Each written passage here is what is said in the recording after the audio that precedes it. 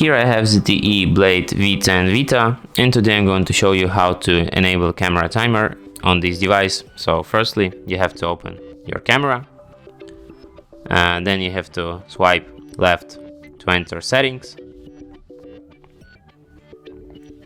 And here you have this option, countdown duration. This is basically just a self timer. You can set it on 3 seconds, on 10 seconds. Let's set it on 3 and try to make a photo. And as you can see, timer worked. And that's it. Thanks for watching. If you find this tutorial useful, don't forget to hit that like button and subscribe to our channel.